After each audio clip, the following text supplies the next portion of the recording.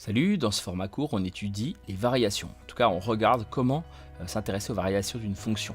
Vous avez travaillé sur les signes des fonctions, donc ça c'est vraiment capital, surtout le signe de la dérivée. Donc ça parle de dérivation ce chapitre, vraiment. Et donc on va commencer par donner une première propriété, le lien entre le signe de la dérivée, c'est vraiment important, et les variations de la fonction. Donc sur la propriété suivante, si f est croissante, donc là je l'écris en abrégé, eh bien on va pouvoir dire que f' de x sera positive ou nulle sur l'intervalle. Si f sera décroissante, on va pouvoir dire que f' de x sera négative ou nulle. Et si f est constante, eh bien ça voudra dire que f' de x est égal à 0.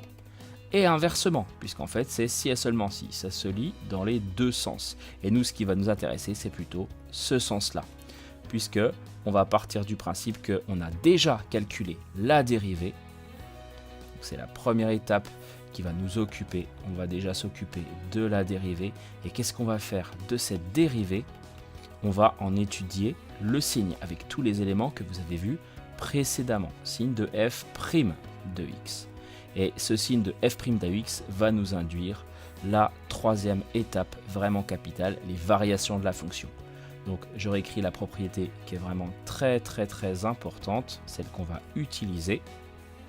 Donc propriété, si f' de x est strictement positive sur un intervalle, alors f sera strictement croissante sur ce même intervalle.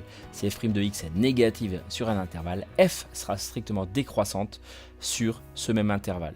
Donc en fait, je continue ma petite liste. Dès que vous avez le signe de f' de x, vous pouvez conclure sur les variations de f à travers un tableau. Et donc en général, ce tableau, eh bien, il est composé de trois étapes. X, le domaine de définition, déjà, moins l'infini, plus l'infini.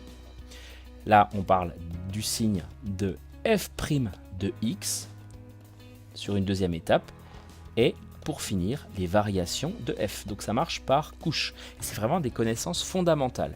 Alors imaginez maintenant votre x, votre f', s'annule en deux points que je vais appeler x1 et x2.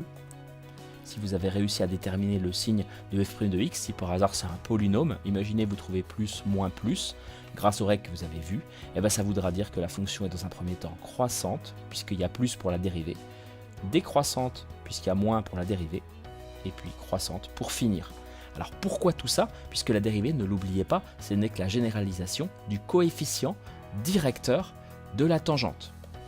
f' de x, c'est le coef directeur de la tangente au point d'abscisse x. Et donc, si ce coefficient directeur est positif, c'est que la tangente monte, et vu que la tangente accompagne la courbe, c'est plutôt logique tout ça. Donc voilà, à appliquer, mais ça, c'est vraiment très important. À bientôt pour une prochaine vidéo.